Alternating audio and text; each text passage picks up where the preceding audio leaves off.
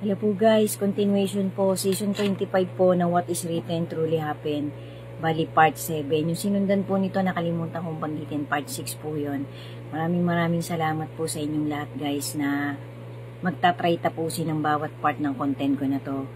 Awareness po to, preparedness po to sa mga paparating na climax ng Great Tribulation. Yan naman po alam na nating lahat. Sabi nga po nung isang matuwid na mangangaral, ano bang pipiliin mo?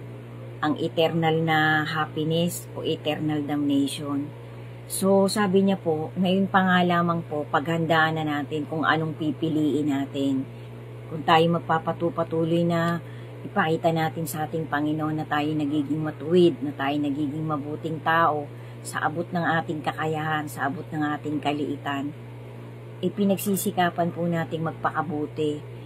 Maaari po tayo magkaroon ng chance na talagang makarating tayo dun sa trajectory na tatahakin ng bawat isa sa atin na papunta po talaga dun sa eternal happiness. Pero kung tayo naman po nagpapatuloy na tumiwalag, sumigway, kasi marami po talaga ngayong mga tao, marami po talaga, sobrang dami po. Talagang hilig po talaga sa materialism na parang naiisip po ng mga tao na dito lang talaga siya mabubuhay, na ito lang talaga yung dapat niyang kalalagyan. Mali po yun guys. In reality po, temporal po lahat. Kahit po mga malalaking diamonds natin, kahit po malalaking mansion natin at sasakyan, oo, bagamat nai-enjoy natin yan, napakaigsi po ng 100 years na tayo'y mabubuhay. Pagdating nga po ng 50, mahina na ang tao Pagdating po ng 60, 70, napakarami na pong may sakit. Bihirang-bihira po yung 70, 80 years old, napakalakas mo pa, napaka-healthy mo pa. Bihira po yun. Minsan nga po, ngayon nga po, karamihan hindi natin nakalain Akala natin healthy. Nag-gym, nag-exercise, bigla na lang pong naging fragile, bigla na lang binawian ng buhay.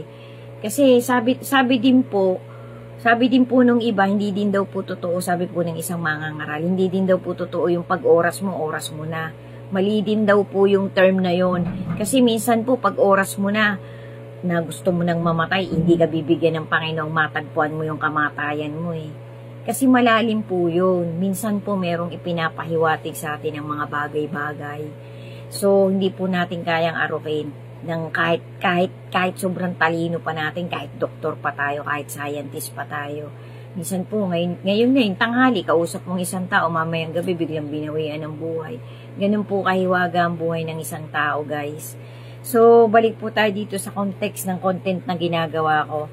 To God be the glory po talaga, kasi kahit papano po talagang nakakagawa pa po ako, nagpapasalamat po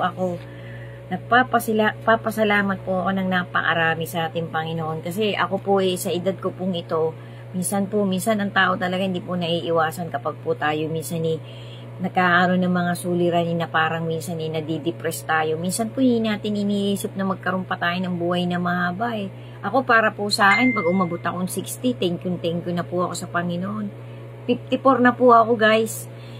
Pag inabot po ako ng 60, hindi ko rin po alam kung aabutin pa nga ako ng 60. Kasi pinipray ko po na ayaw ko na rin pong makita yung mga masasama pang mangyayari sa mundong ito. Natatakot din po ako.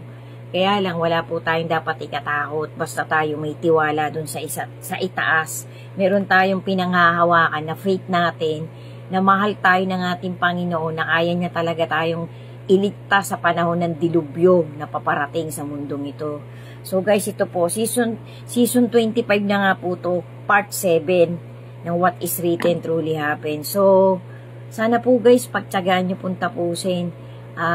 Preparedness po ito, awareness po ito na gusto kong itawid sa lahat ng makakakita ng content ko. Simulan nyo po mula part 1 hanggang final part. Bibilisan ko po para mabilis nating mapanood ng sunod-sunod. Maraming salamat po sa inyong lahat na nakakakita ng mga content ko. To God be the glory po. Sigad na po ang bahala sa ating lahat na magbuhos ng biyayang kailangan natin sa araw-araw para makasurvive tayo. Lalo na po yung good health natin. Pagpasalamat po natin yan sa Panginoon. So ito nga po yung what to expect to the 3 days of darkness that is going to happen in this last generation of humanity. So yan po ay facts po yan. Kasi kaya po ito ginawa nung gumawa ng video na to, kasi alam niya pong ito paparating. Ito po ay paparating. Future events po ito ng humanity na lahat po kung tayo man po'y dilat o hindi, masasaksihan po natin to. Kasi ito pong 3 days of darkness, kaalinsabay po nito yung mga climax. Kaalinsabay po nito yung rapture na gagawin ng ating Panginoon. Yung pagliligtas na mangyayari, yung pag-angat ng mga taong pipiliin. Kasunod po nitong 3 days of darkness na to. Yung pong pagkakaintindi ko. Ngayon, correct me if I'm mistake, correct me if I'm wrong. I-search nyo rin po. Manood po kayo ng mga dokumentary, magbasa po kayo ng mas madalas ng Holy Scripture kasi nandyan po yan. Ang mga tanong po natin, ang karamihan pong tanong ng isang human being nakasulat na sa Holy Scripture. Kailangan lang po talaga natin ng guidance. Kailangan pa rin po nating magsaliksik para hindi po tayo magkamali, para hindi po tayo mataranta, para hindi po tayo matukso, para hindi po tayo madala nung tukso, nung deception, nung wicked. So ito po yung pangalawa na dapat nating malaman. To become prepared and aware to what to expect to the 3 days of darkness that is going to happen very sooner. So, massive worldwide earthquakes. Stay in your house. You are going to be directed by the Holy Spirit. If you are who you should be. Your house will be protected from distraction supernaturally, or you will be moved elsewhere to a safe place by the Holy Spirit. Either way, stay indoors. Prepare for the 3 days of darkness. You will feel the earth is moving. This will be a sign. So ito po talaga yung sinasabi talaga sa Revelation, tsaka kay Mateo, kay Lucas, kay Mark, kay Peter. Ito po yung sinasabing hindi pa nagkaroon ng ganong kalakas na lindol ever.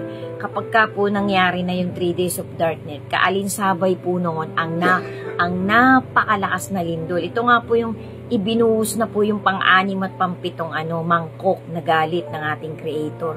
Yan na po yung isa sa climax ng Great Tribulation. Sundan nyo pa po guys. Sana po talaga guys nagiging aware kayo sa mga content na pagkakasunod-sunod ng content ko.